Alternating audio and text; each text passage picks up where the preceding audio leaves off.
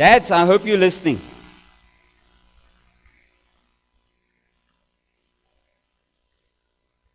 Thank you, thank you. Just a reminder. Absolutely. Okay. So we're going to tell you a story. And dads,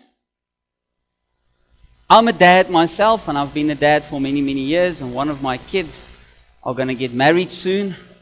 Can you believe it? Yeah, Ansel getting married.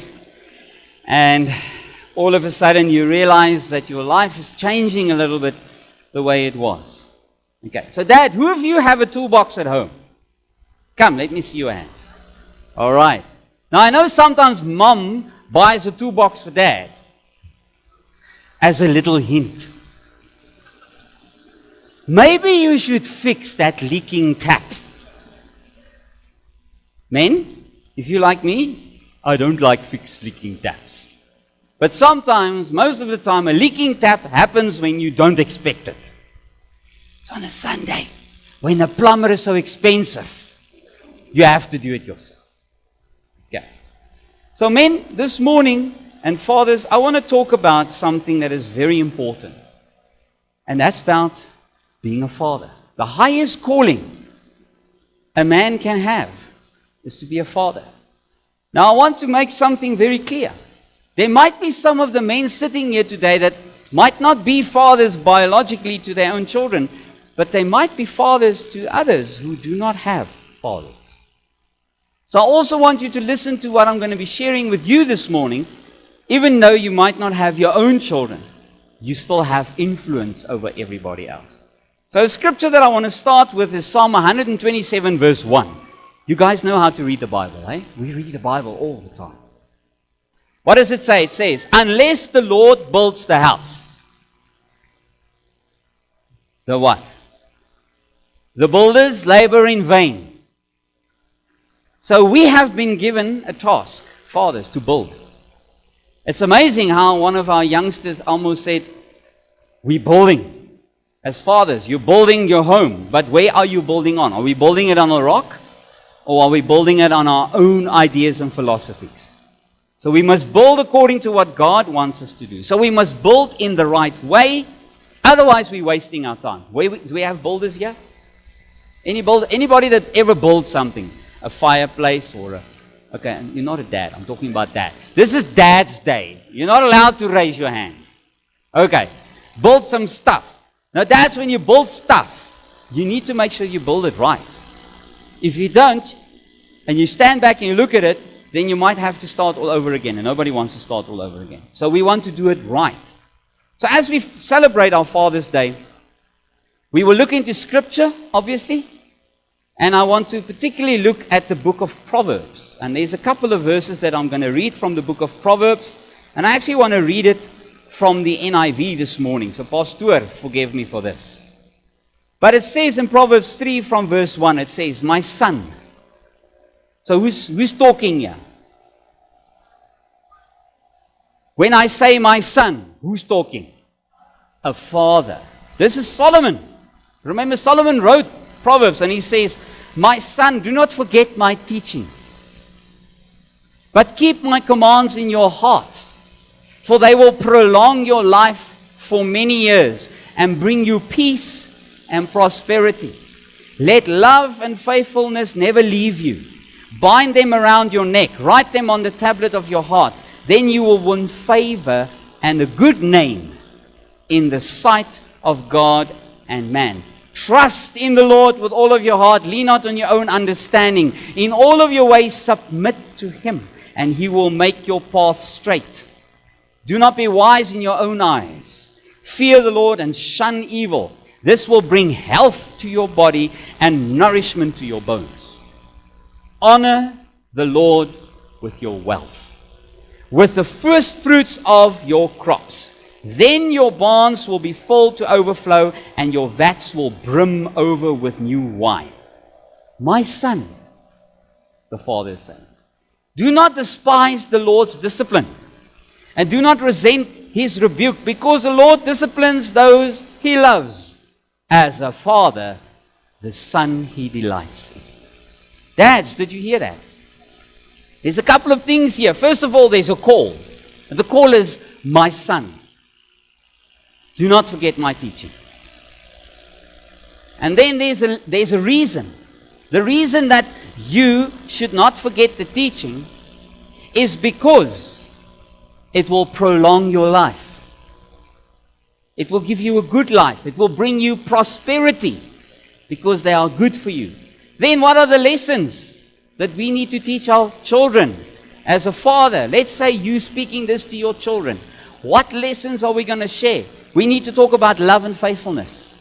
We need to talk about why? Because your name, you will have a good name with what? With God, first of all, and with man.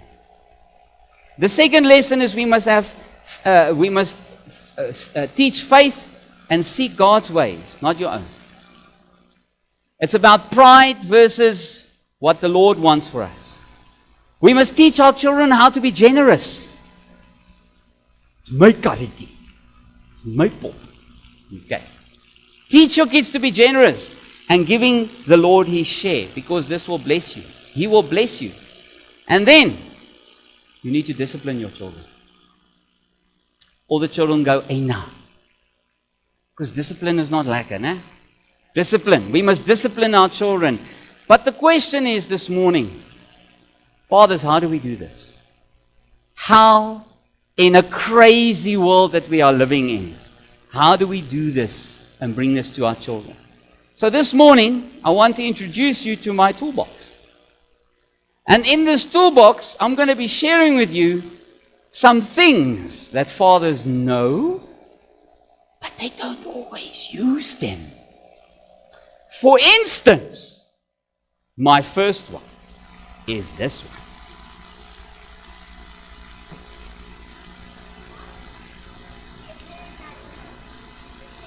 Men do not need instruction manuals. We don't even ask for directions. We never lost, we just take the scenic route. We're on our way to get there.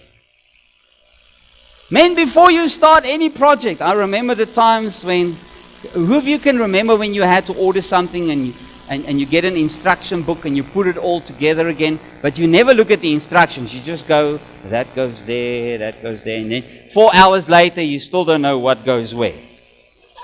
And then your wife says to you, man, just read then your wife actually goes and she reads the instructions, and then she says, step aside, let me show you.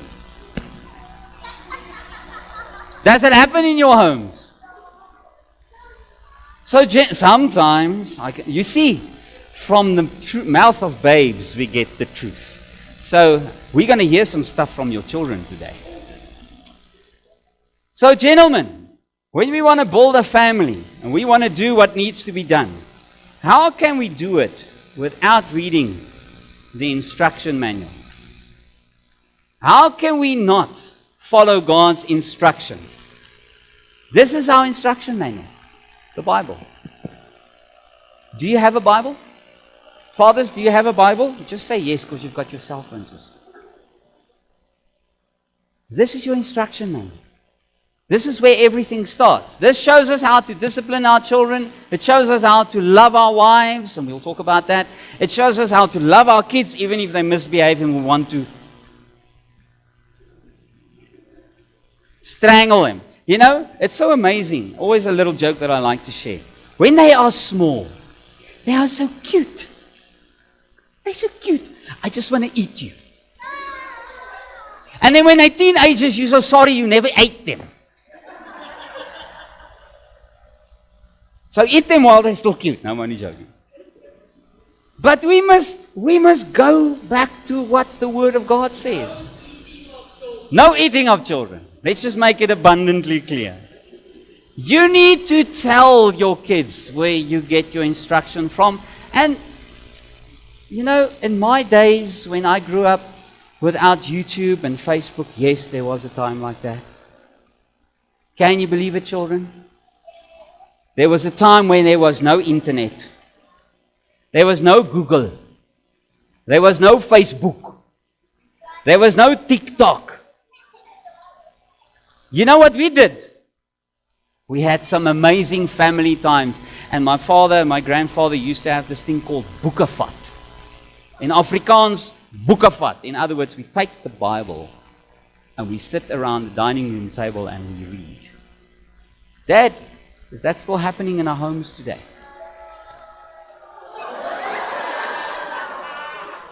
I told you, from the mouth of babes. Okay, let's move on. There's another tool here that I want to introduce you to. Ha! Hammer. What is this? Hammer. What do we do with a hammer? We slam stuff. We hit it. We fix stuff. Dad, you say, what do you do with a hammer? Let me put it on my tool belt. When I see a hammer, I think about consistency. If you want to hammer a nail into a 2x4, unless you are Arnold Schwarzenegger or Hercules, you're not going to get it in one go. So you must consistently hit that nail on the head until the nail is in. Now, how does it all start? Wife, I need you to come and help me. Just hold the nail, please.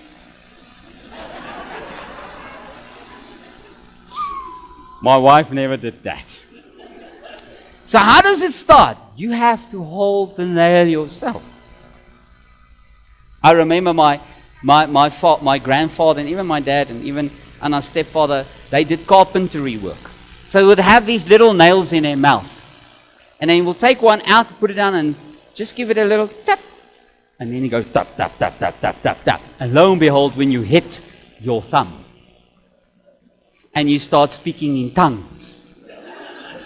Because I know that's what all dads do. They speak in tongues. Say amen. So a hammer, when I think about a hammer, I think about consistency. So dads, we must be consistent. You cannot have this day and then that day and then this day and then that day and then. You can have it. But don't let your children suffer because of it. We must be consistent in everything that we do. Don't do one thing the one day and then the next day you totally forget about it. Consistency also means that you have to sometimes do the things that you don't like doing, like disciplining your children. Like saying to mom, it's your turn to discipline the child. No, it's yours. You are consistent in whatever you do. And before you know it, if you build a roof and you do all those 2x4s and you're putting them, and every 50 centimeters or so you're putting another one, and you're building this roof, and there's consistency, and all of a sudden you've got a roof. Or you're building something and you're consistently sticking to the plan. You're consistently using the right tool for the job. What do you get? You get something that is strong. So consistently keeping to the plan. And that means we have to consistently go back and consult the manual, the instructions.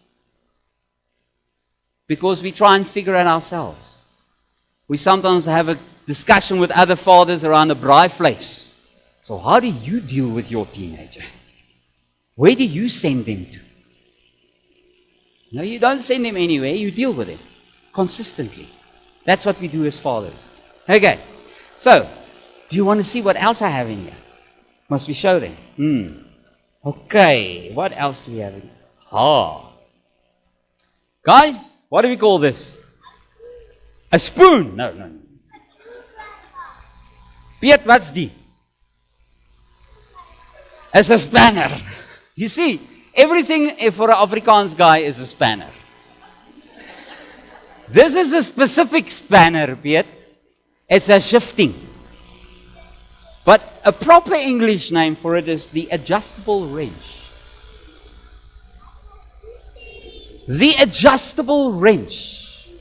A father must be adjustable. to different circumstances. You must be flexible. I don't know about you, but my kids weren't born big. They didn't pop out as 24-year-olds and 21-year-olds. They used to wear nappies. You know that beautiful present that is given to you at 4 o'clock in the morning? When everybody is sleeping and your wife has been up all night, and the baby goes crying and you can feel the blanket go. Then you know if you don't get up now, you might not have a child anymore. Because that's the reason you as a father become so adjustable. You get up and you say, don't worry, I'll get it. And then you walk into the room all wonderful, smiling because you're the dad. And as you walk down the hallway, you get that sniff.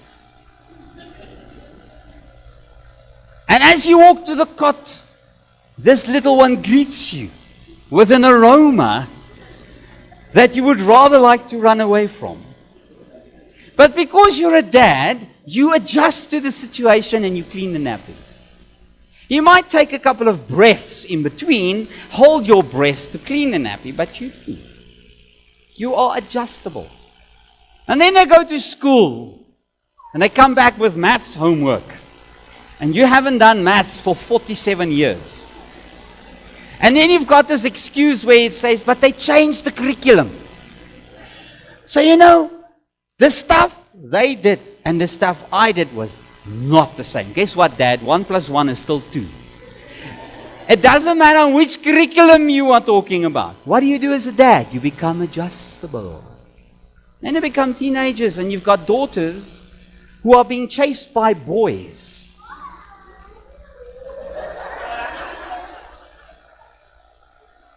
You have to be adjustable. Because sometimes the boy will break our heart. What are you going to do as a dad? No, that's mom's thing. You deal with a broken heart. Because that's what our Father does. He deals with our broken hearts. So Dad, I want to ask you this morning, are you adjustable? Listen to what Ephesians chapter 6 verse 4 says. It says, fathers, do not exasperate your children. Instead, bring them up in the training and instruction of the Lord. Do not provoke them to anger. Don't make your child angry. My dad never listens to me. He makes me so angry. Listen to them. Sometimes we can learn something from them. Don't exasperate them. Okay, what else do we have in this book? What is this? Yes. A clamp? No. It's a level where the bubble always stays in the middle. My dad used to say hy's baie waterpas, die bubble bly altyd in die middel. Okay, that's an Afrikaans joke. You guys will get it one day. So what do we do with a level? What does a level tell us about? When I look at a level in a toolbox, I always think about you walking on a level path. You are a man of integrity. When you build something and you build your home, whatever is right is right. Whatever is wrong is wrong. You set an example for your children so that they can follow it and they can walk level. Sometimes, Dad, you must be a little bit level-headed too. What happens to our morals? You know, we expect our kids not to watch stuff, but then we watch it ourselves. Jeremiah 31 verse 9 says, they will come, and I will lead them beside streams of water on a level path where they will not stumble, because I am their Father. Are you leading your children on a level path so that they cannot stumble? Another thing when I think about integrity is this little tool, if I can find it. I know it's here somewhere. Where did my wife? My wife, did you say? No, you didn't. This has got something. This is integrity. Because when it says 1.2 meters, it's always 1.2 meters. Doesn't matter whether I'm using it down at the coast. It doesn't matter whether I'm using it up in the roof or under the ground. It doesn't matter, Dad, when I'm at the workplace, or where I'm in church, or where I'm at home, I'm always the same.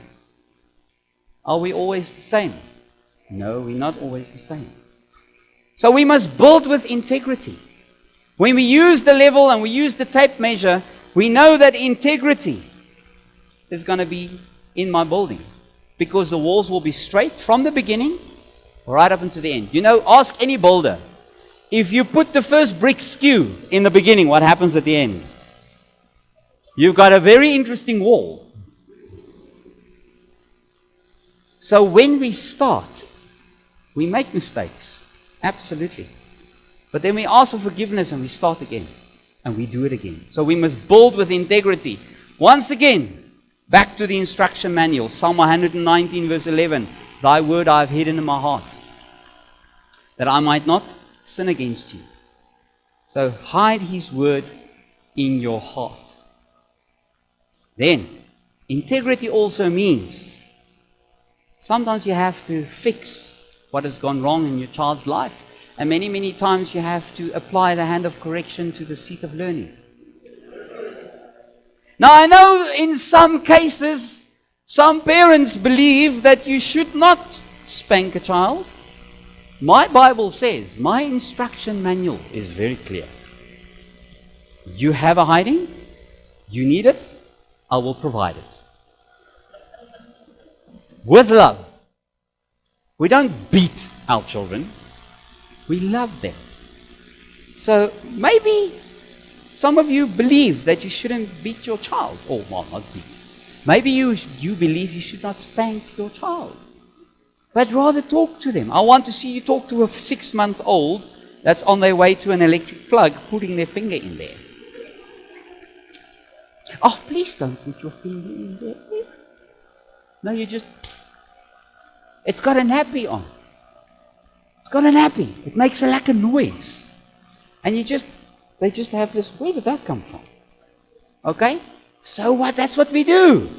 When our kids get older, we still spank them. And Pastor Mike is the one that taught me how to discipline my children. And I was to take them into the bathroom, because that's the place of cleansing.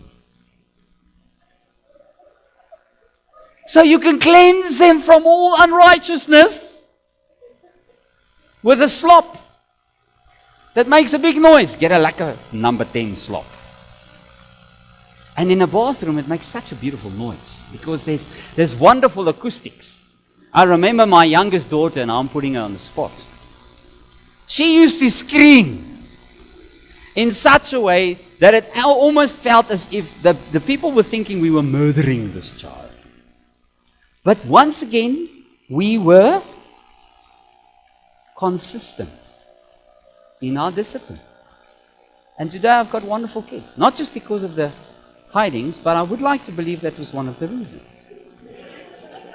So disciplines also means I am disciplined. When I have the integrity, it means, do my children know how to handle themselves in a specific situation? Parents, fathers, if you can't say amen after this, just say Aina and repent. They are going to drive like you.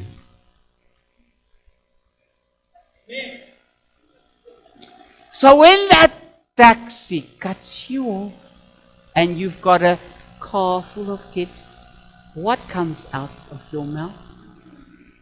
Praise the Lord. Bless him, Father. Forgive his sins, because he does not know what he's doing. Or are you speaking South African Sign Language? I can see some people go like this. Repent. It's scary. But our children will drive like us. Let me share something very interesting with you. Personal testimony. I think I shared it before, but for those of you that haven't, here it is again. Those of you that heard it, hang on to your seats. My kids were small, they were sharing a room.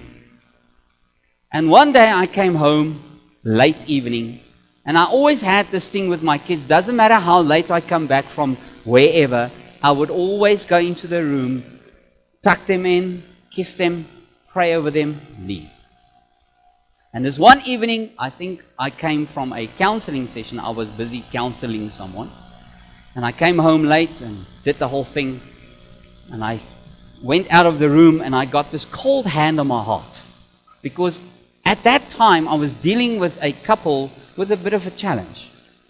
And I was looking at my daughters with a cold hand on my heart, and I said these words to myself. I asked the Lord, I said, Lord, what kind of husbands are my daughters going to get one day? If I see what's out there, they can stay here for the rest of their lives. It's fine. It's okay. We will grow old together. Kylie. They can look after me. And God spoke to me that evening and He said to me, they will get the kind of husband that's exactly the same as you. It's quiet, eh? All of a sudden you start realizing, father, dad, husband, sometimes I don't even want to be married to myself. If I think of the things I've done. But your children, your daughters will look at you either saying, I would like a husband as my dad. Or they might say, ooh, I never want to marry someone like my dad. So which one is it going to be? How level? What are you measuring against? What instruction manual are you and I reading? Right, here's a fun one. What is this? What do we do with a clamp? We clamp stuff. Why do we clamp stuff? Because we want to do what? We want to keep them together. We want to keep something together. Another thing that we can use to keep stuff together is something called a screwdriver. With a screw. Keeping stuff together. So, Father, is your family kept together by you? Or are they falling apart? Don't answer that one. Shh.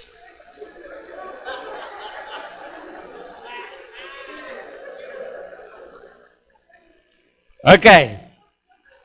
Dad, when everything around you is falling apart, are you keeping it together? Or are you losing your stuff? Are you the guy that throws things and hits stuff because everything is falling apart? Because you cannot handle what's happening. And you know what? Sometimes fathers do fall apart. But Jesus holds everything together. Colossians 1:17. In Jesus, all things are held together. So, Dad, when you feel that you're falling apart, just get back to Jesus, man. Because He keeps you together. When you feel like losing it, He keeps you together. And you know what? Don't think you've arrived. Because listen to what Philippians 3 verse 12 says. You know the scripture so well. It says, not that I have already obtained all of these things, or I have been made perfect. This is Dad. But what does Dad do? I press on. I keep going. I am, look at this, consistent. Okay? I keep on pressing forward to take hold of that which Christ Jesus has obtained for me and wants me to be. So you hold on to Christ when everything else is falling apart. When your family is in a mess. When everything is falling apart. You fix it. Now, let's have a look. Piet, wat is die? Nog 'n spanner. Okay, this is not an adjustable wrench. This is just a wrench.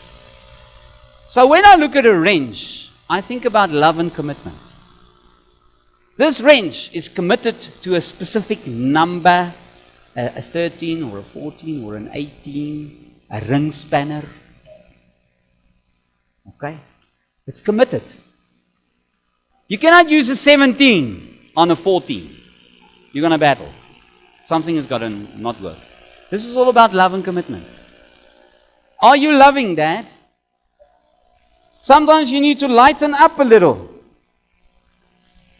The problem in many South African homes right now is that Dad simply isn't home anymore. He's always working. You know that the average father in South Africa spends 15 minutes per week with his children. That's shocking. Some of the soaps you're watching is longer than that. Yeah. Some of the things you do on Facebook is longer than 15 minutes. And the only thing that your child wants is for you to love them and to be committed. And sometimes we feel like, can't we just be committed in an institution? No, it's not that commitment. Almost 75% of children living in single-parent families can experience poverty before they even turn 11, compared to 20% of children in two-parent families. When father is not home, it doesn't always hurt financially, but homes without a father also leads to a nation where teen pregnancy is on the rise. Our average age of teen pregnancy currently is 9 in South Africa. Drug and alcohol abuse, violent crime, just to mention a few, because Dad is not available. What have we done? Listen to what Phyllis Theroux said. Theroux, beautiful quote. Small boys learn to be large men in the presence of large men who care about small boys. It's true. Maybe you're not a father, but maybe you are a father to someone. This is the thing that you and I can do. What else do we have in here? Now, how did that get in? Oh my goodness. Stink me nice. This is not for you, it's for my wife. Dad, sometimes the biggest gift you can give your children is to love your wife. Smell nice for her. Be nice to her. Tell her that you love her in front of your children. 5 times a day if you want to. And my best part is please kiss her in front of your kids. You must smooch that they would like to say, ew, get a room. Do you do that? No. Fathers, pastor, you're going to have a lot of counseling to do after this. I'm opening up a big thing here this morning. Tell your kids and show your kids that you love mom. Biggest gift. And when there's something happening between you and mom, because let me tell you something, kids know. What do you do? What do we do, fathers? It starts with an F. It ends with a T. We fix it. We fix it, because that's what fathers do. That's what men do. We fix stuff. Come on, men. Huh? He was ready to fight. It starts with the F and A. Yes! Brother Femi, you are 100% correct. You fight for the relationship. You fight for it. Because that's what fathers do. Okay. Husbands, love your wives. Ephesians 5:25. Husbands, love your wives. Even as Christ loved the church. And gave himself, what? Up. Guess what? Husbands, when you get married, you no longer matter. Sorry, dudes. You don't matter anymore. It's not about you. Present her holy and blameless before the Father. That's what you need to do as a husband. Do that in front of your kids. Okay. What does a clock do?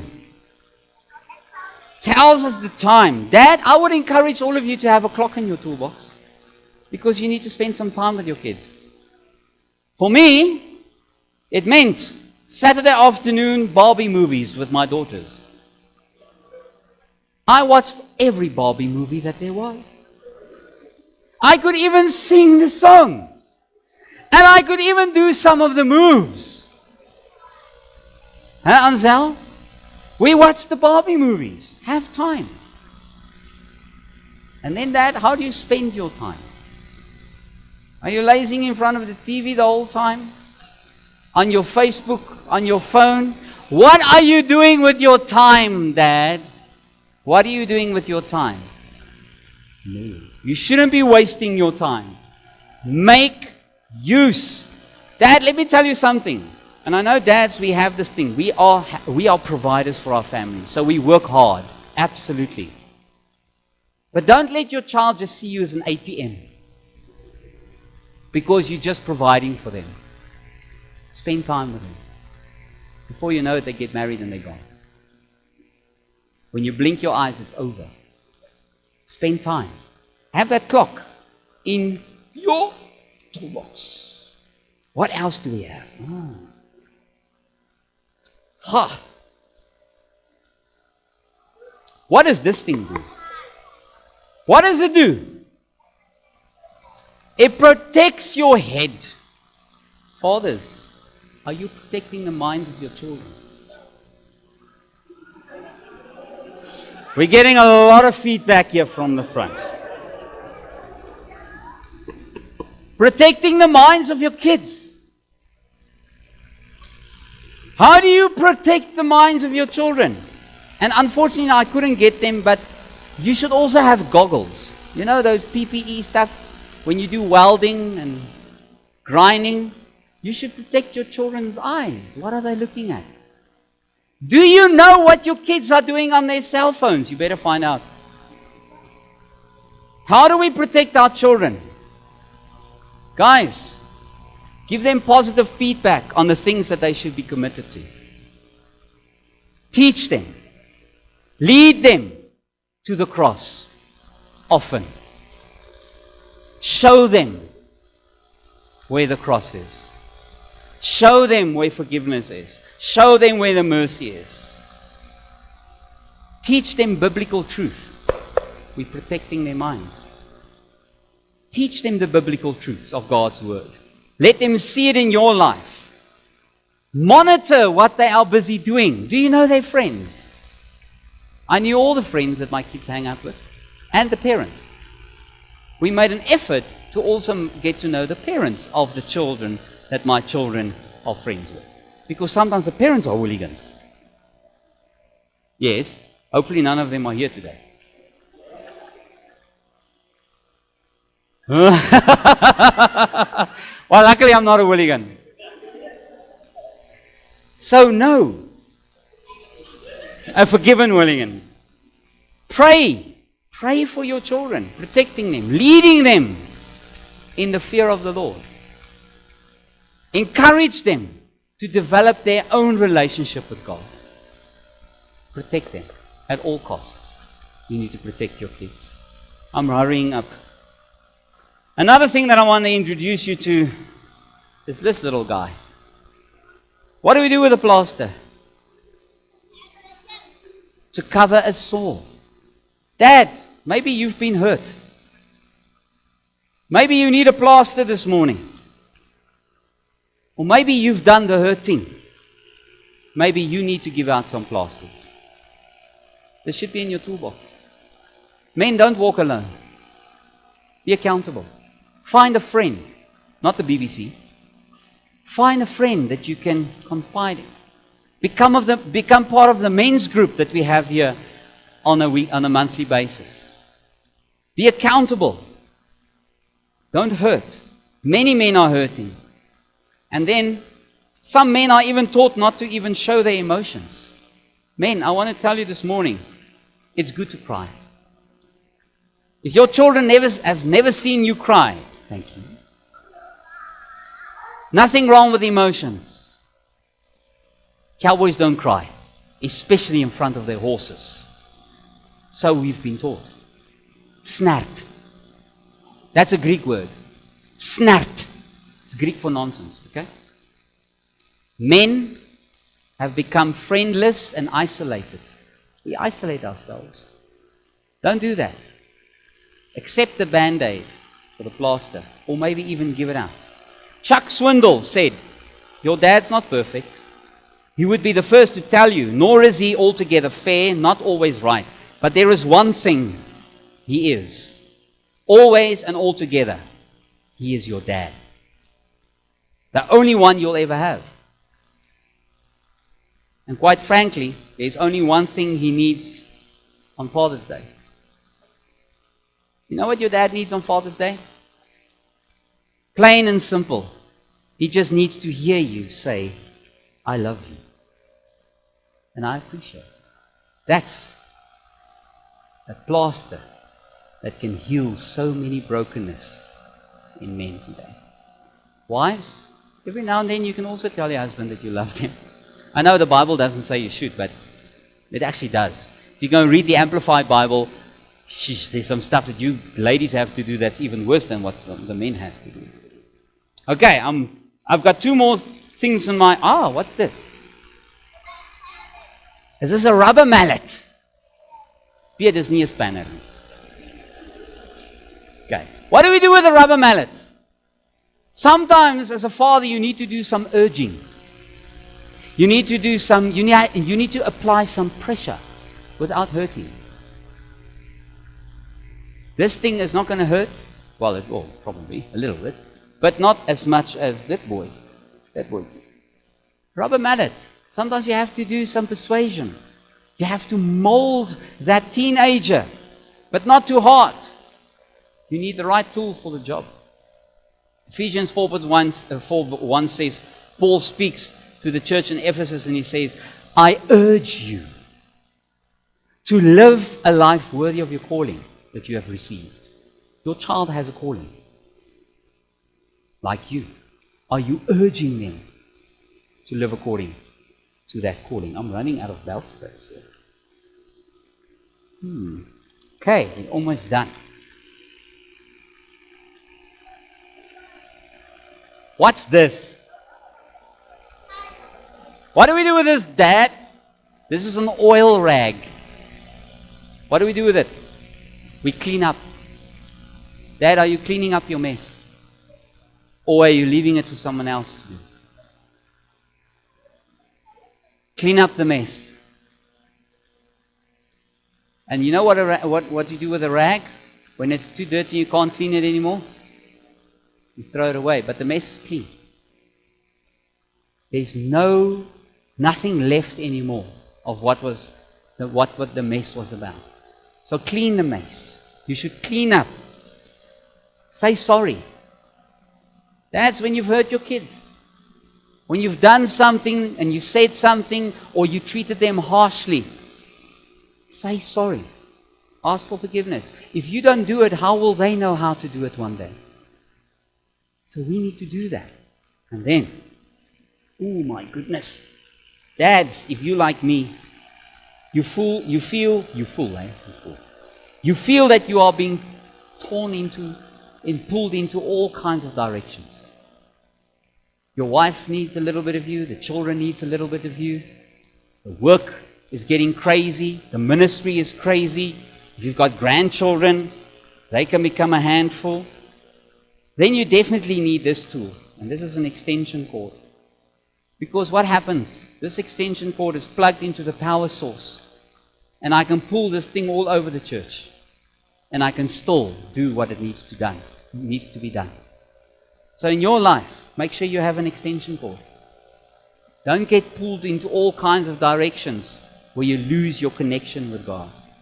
Doesn't matter where you are.